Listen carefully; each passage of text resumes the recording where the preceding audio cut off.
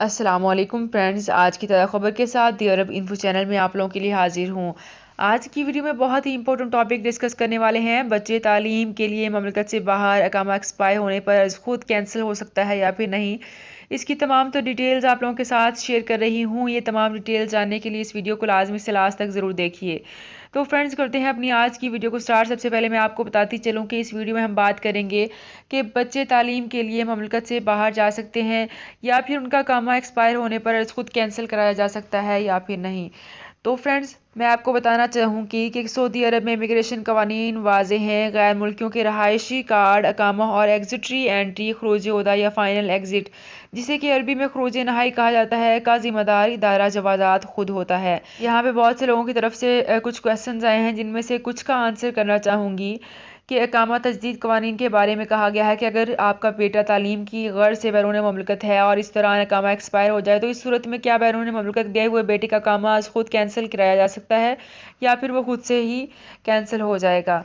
तो इनको जवाब देते हुए कहना चाहूँगी कि अगर सरबराह खाना ममलकत में मौजूद हो और इस सूरत में बैरून ममलकत खरूज ओहदा पर गए हुए अहल खाना का अकामा कैंसिल नहीं होता। अलबत्ता अकामा की तजदीद के बाद एक्सपायर होने वाले खरूज ओहदा की मुद्दत में तोसी कराई जा सकती है।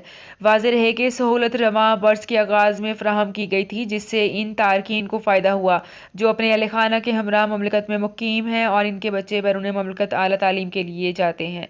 माजी में खरूज ओहदा यानी एग्जिटरी एंट्री वीज़े पर जाने वालों के लिए लाजमी होता था कि वो मुकर्ररा तारीख पर वापस आएँ। खरूज ओहदा की तारीख एक्सपायर होने पर अकामा कैंसिल हो जाता था, जिसके बाद खरूज ओहदा की मुद्दत में हंगामी बुनियाद पर तोसी कराने का मरहला न सिर्फ दुशवार होता था, बल्कि चंद दिनों के लिए खरूज ओहदा की मुद्दत में तोसी की जाती थी, जिसके बाद ही खरूज ओहदा की मुद्दत में तोसी कराई जा सकती है। वाज़ेह है कि सूरत में पहले अकामा की मुद्दत में कम अज़ कम 3 माह की तोसी कराई जाएगी, बाद अज़ां खरूज ओहदा की मुद्दत बढ़ाई जा सकती है। तो फ्रेंड्स, ये थी मेरी आज की वीडियो। होप आपको ये वीडियो पसंद आई होगी। अगर आपको ये वीडियो पसंद आई है तो हमारे चैनल को सब्सक्राइब, लाइक एंड शेयर कर लीजिए। तो फ्रेंड्स, मिलते हैं एक नई वीडियो में एक बिल्कुल नई अपडेट के साथ। अपना बहुत ख्याल रखिएगा। अल्लाह हाफिज़।